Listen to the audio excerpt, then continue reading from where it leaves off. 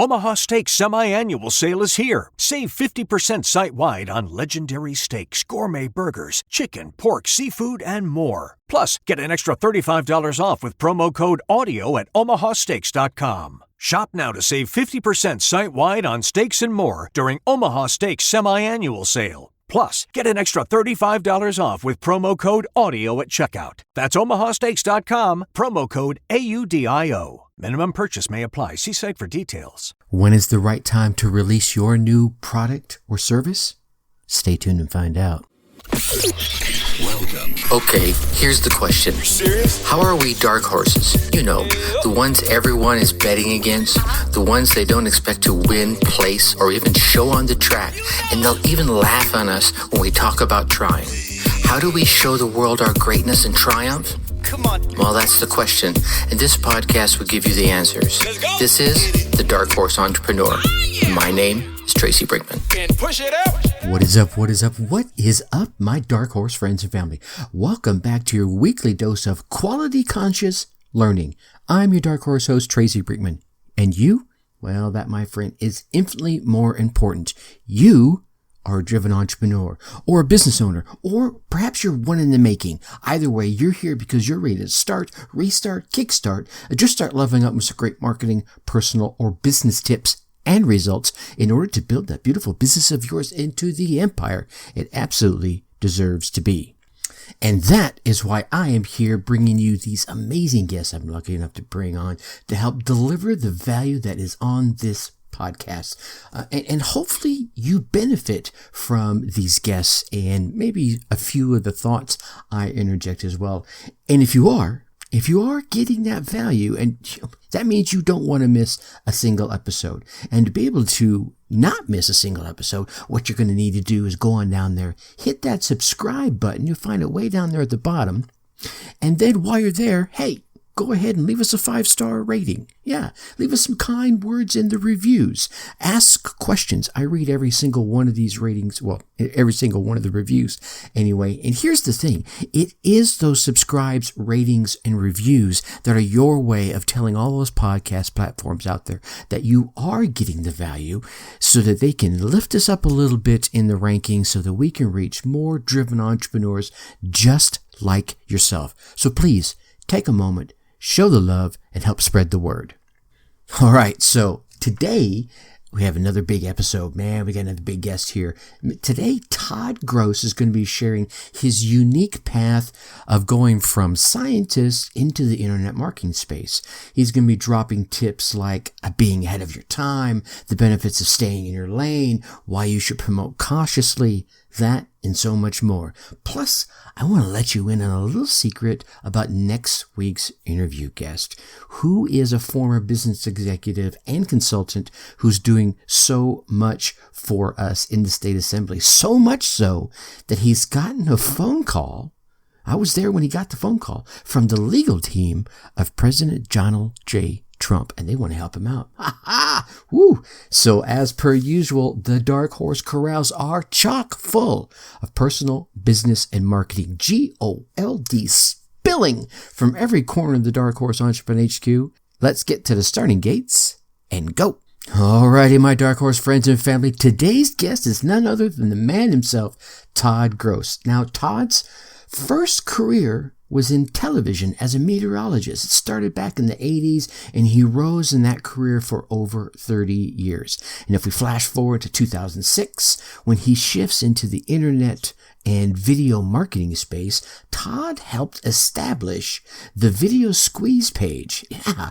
And he continued to further online marketing, to further online video marketing, making the technology by partnering and promoting with cutting edge releases since that time. Now, if you've been active in online marketing, especially video marketing in the past couple of decades, odds are you've used or have seen one or more of the products that Todd has either partnered with, produced, or promoted. All right, Todd, what a journey you have been on. I just want to make sure to say, welcome to the Dark Horse Entrepreneur. Oh, thanks. This is my pleasure. I appreciate it. And now I know I have been following you for some time, and obviously we alluded to a bit of that in the intro, but I want to step back from the mic for a moment and let you tell your story, the good, the bad, the ugly, the ups, the downs, rights, lefts, as little as much as you'd like to share. And then we'll just see where it takes us. Yeah, okay, no problem. So, yeah, I do have an unusual backstory in that I came out of this all from television. I started as a scientist, which is funny. I did a full circle. I started as a meteorologist, and I wanted to bring my weather forecasting onto television, and I wanted to do it right as a real meteorologist back at a time where it was split half and half. There were real meteorologists and there were weather people, often weather girls. And I wanted to take that scientific route and convince everybody that I was going to give them the better story, and sure enough, I did end up getting in just barely early enough to become, a very well-watched television meteorologist in several markets, mostly Boston, where I eventually became a chief meteorologist at Channel 7 at the time in Boston, which was the NBC at the time. And then around 2005, I started to branch out of television and I needed something to do. So what happened was I did go to Springfield, Mass TV, and I did end up going to Salt Lake City television. I did end up doing CNBC television, but part-time for the most part. What I was doing full-time when I transitioned out of TV was I said, I'm going to try to bring weather onto the internet. I had this like harebrained scheme that I was going to be able to become popular on the internet. I was ahead of my time, to be quite frank. I could have done it if it was 5 or 10 years later and the whole social media thing had exploded. But instead, even though I was getting good traffic, I wasn't making a whole lot of money. But here's the funny part. When I tried to do that, I got bombarded by internet marketers who were saying you can make money with AdSense, you can make money with this, you can make money with that. And here's the catch. I saw that they weren't using any video. I said, wait a minute, hold on. Video is becoming a possibility now. This was around 2006. I said, why aren't they using video? So I started helping other marketers out who then teamed with me. We started putting video products together. One particular marketer, Derek Van Dyke, I became very close with, and we launched something called Squeeze Videos, which was actually one of the first attempts at video squeeze pages. And from there, over the course of time, although I've deviated here and there, for the most part, I've been involved with cutting edge releases when it deals with mostly video or something graphical.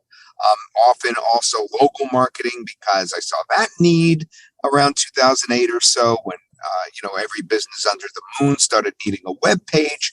But more or less over time, I've been fairly steady in not only coming out with products by teaming with other, developers and marketers that are, cutting edge new video products, but in addition to finding those that were promote worthy and really getting out there and promoting those same products. Now, I have deviated here and there quite a bit, but that's been the central focus of what I've done over the years.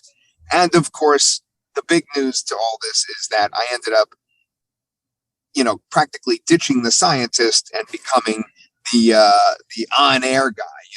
I've been the spokesperson for these various products very often, and especially when they're my own. And therefore, I, reach out with these videos, this video interrelationship that I've had with people over the many years that I've done this since 2006. So that's basically it in a nutshell. I haven't deviated too much. I'm a top affiliate. I'm one of JV Zoo's #1 affiliates because I've, been very selective in what I've ended up promoting. But I have to say, I have a team behind me. It's kind of a ragtag team. It reminds me of the, in Rudolph the Red-Nosed Reindeer, the Island of Misfit Toys, but they come together and they're really in charge. It's kind of like that. And we do really well as a team. And I'm very proud of them. They're the ones that kind of prop me up. Nice. Well, and it's always good to give the shout outs to those folks that are, the the magicians behind the curtain. If we want to go back to our, oh gosh, what was the name of that show? Dorothy and Wizard of Oz. Wizard of Oz. Wizard Wow, I of just Oz. drew a blank right there. Wow, that was a brain moment. Anyway, that's a super cool story. And I know I've known it.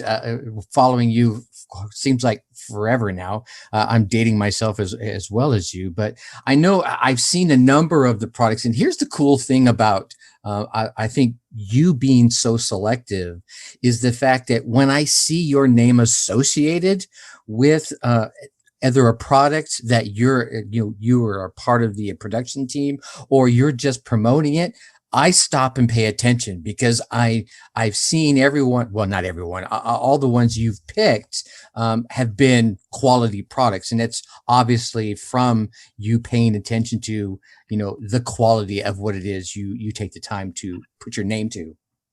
Yeah, well, my partner, Luann, business partner, she basically will not let anything go that we develop. She won't let anything out there that isn't really high quality because she doesn't want to hear it from the public. She's very, very big on customer support. So if she has any inkling that she's going to be put to too much work because of the product not being up to par, she gets really very, very persnickety about that. And our other folks too, my other business partner, Dinesh, is like that too. He's so basic, and Shannon is like that, our other business partner. So basically, the whole team does not like to deal with customer support when they don't have to, because they want the support that they give to be to something that, they really can support because the product is good. 100%. Yeah, you definitely want to go for the quality. And I think over the long haul, you end up making more, and not just in the money, but in the authority space. It's like every time I see Todd Gross, I know there's going to be a good product behind it. Whether it's a $7 product or a $700 product, I feel the same way about it. So that's obviously has paid off. Well, it is a little difficult. I mean, one of the things, you may remember Mike Vilsaint put out that manual, Butterfly Marketing, around 2006.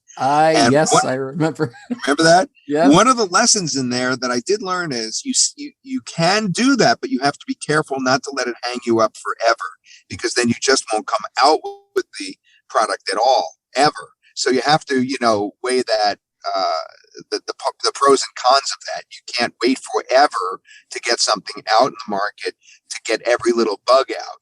You have to, at one point or another, make that decision to just get it out there and work on it from that point on. That's a tough one, because I hate doing that.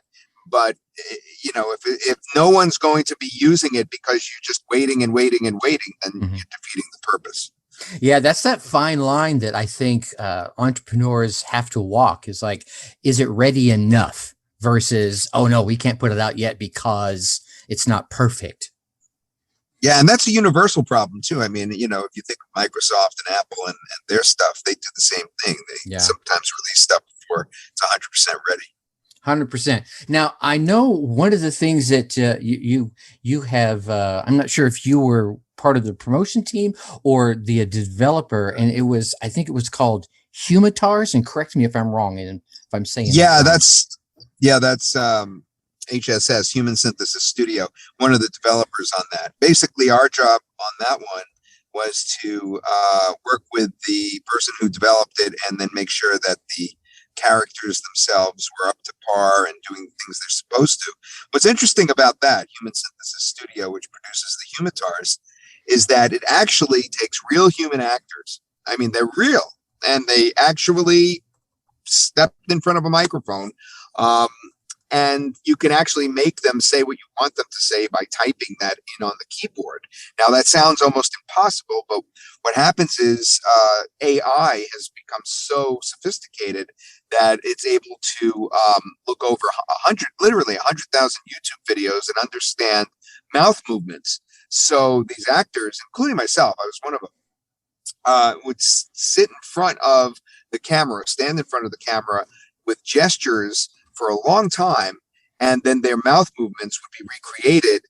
You're now listening to the Dark Horse Entrepreneur Podcast. Depending on what you type into the keyboard, so you can make them actually say things just by typing.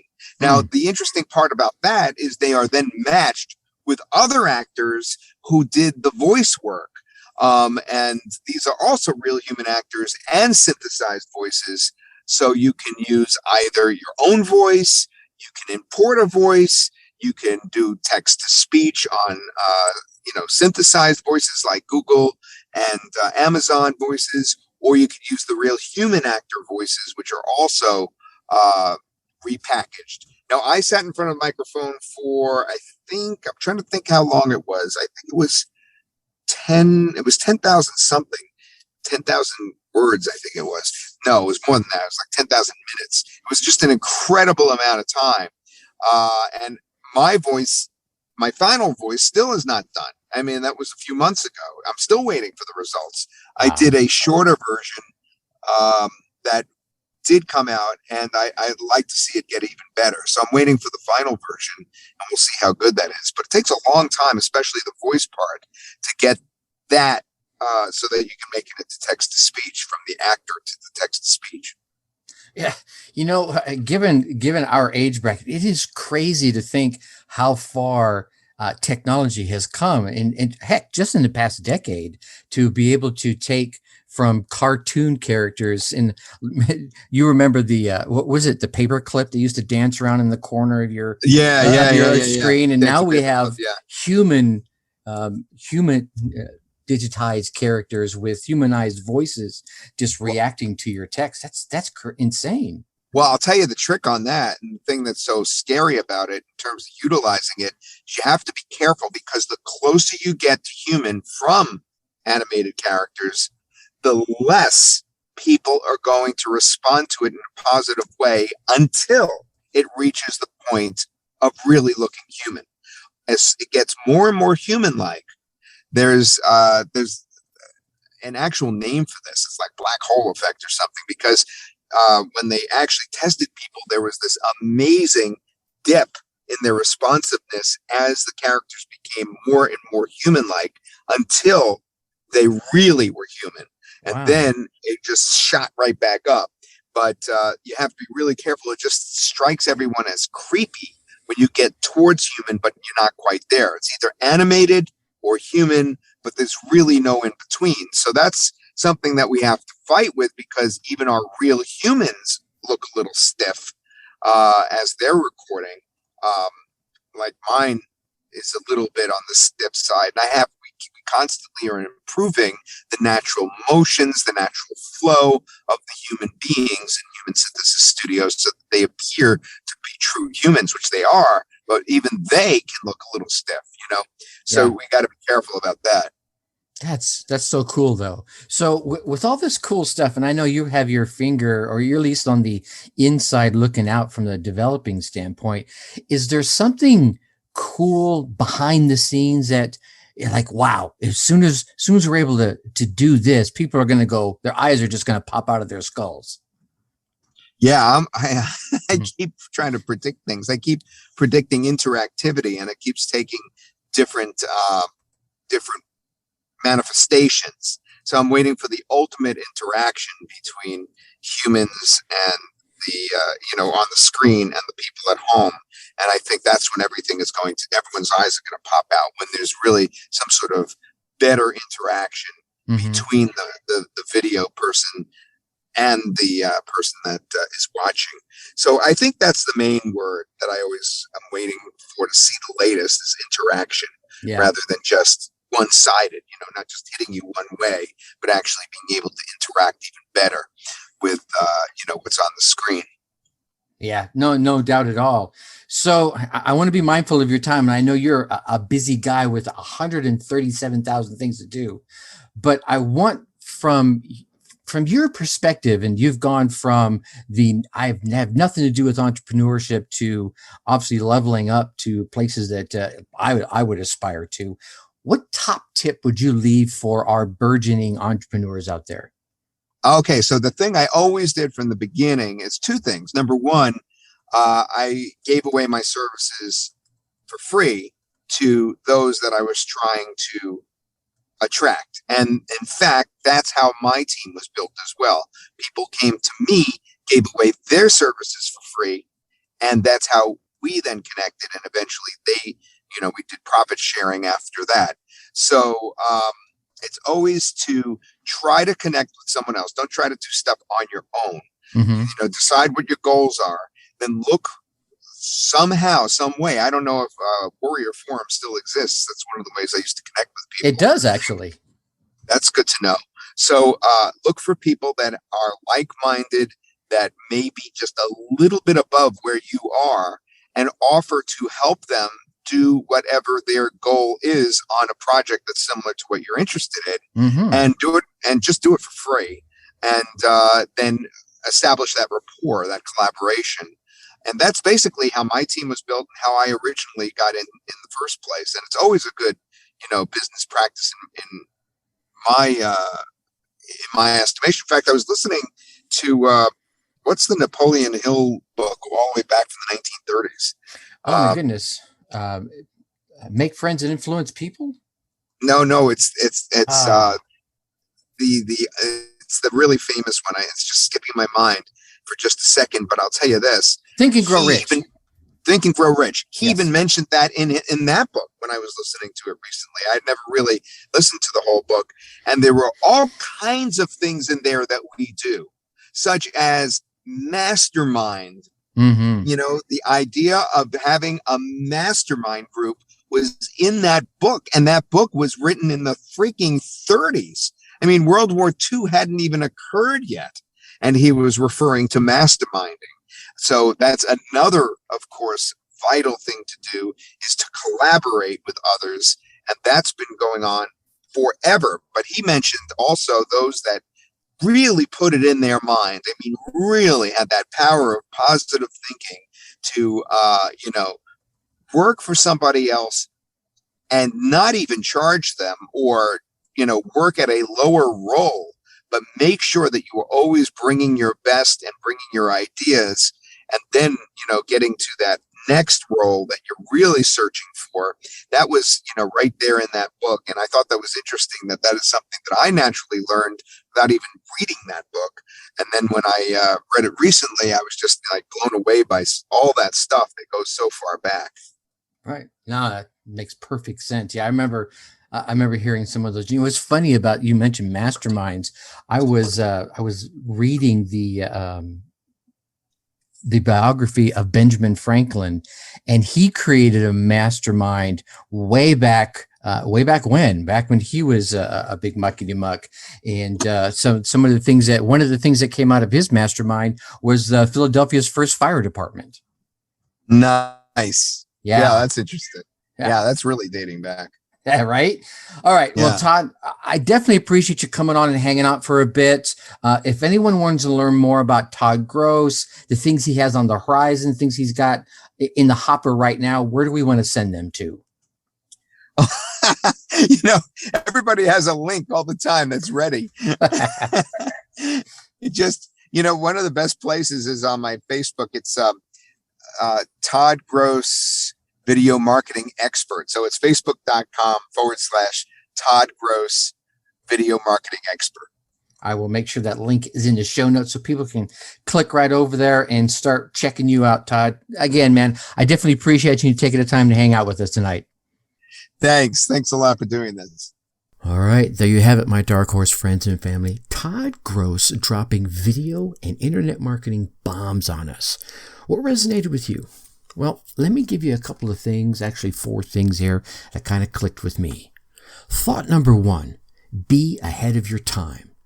Todd shared his awesome and unique story from scientists and meteorologists to his desire to take the weather onto the internet long before anyone else was trying to do this, which he was able to do, if you remember right, but he was not able to convert that into a good revenue stream. Now, mind you, this was back in the early days and long before social media had even hit the stage. But during this adventure, he noticed something, that folks in the internet marketing space were not using video, something he was really good at, and he leveraged that as his expertise and as his foot in the door to create a revenue stream. The migration from known to unknown is kind of a natural part of things in your entrepreneurial journey, right? You go from what you know into something you don't know and then apply what you do know, right? So I guess the question I would have you for in this is, can you prepare from that known to the unknown part of your journey? And if so, how? Well, I'm going to dive a bit more into the fact that yes, you can, and get into some of the hows in episode 276, ways to prepare yourself for your entrepreneurial journey. Thought number 2, stay in your lane. Todd is known for his expertise and his products that focus on his niche, which is video, right? And quite often, graphical content. Now, as you hear, Todd stated that for the most part, that is his lane, and he stayed in it. Now, he's veered off time and again for those quality products that have entered into his sphere of influence. But overall, his staying in his lane has resulted in his becoming an authority in that niche, right? People come to him for his expertise, his input, and his partnership. I think that him staying in that lane has probably resulted in more business coming his way than if he was trying to do like so many others and become a jack of all trades. Become an expert in your lane, an authority in your niche.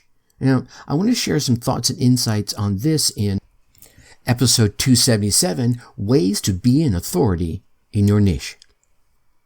Thought number 3, this is a big one, promote cautiously. Todd mentioned this one kind of in passing and then went back and kind of addressed it. So I wanted to make sure it got the attention it deserved. Todd, for the most part, focuses in video in the graphics arena. Now, while he does and has strayed outside this arena, as I mentioned before, he always makes sure that whatever it is he is promoting, be it his own product or otherwise, it's top-notch and worthy of being promoted to his list and attaching his name to. Now, think about it for a second. How many times have you taken the word or suggestion of someone that you trusted on a product or a service only to be disappointed by its performance? Yeah, raise your hand. I get it. Nod your head. Was your trusted source disappointed too? That's a key question. Because if they weren't, I would suggest perhaps that they should no longer be a trusted source for such information, as they might just be in it for the money only.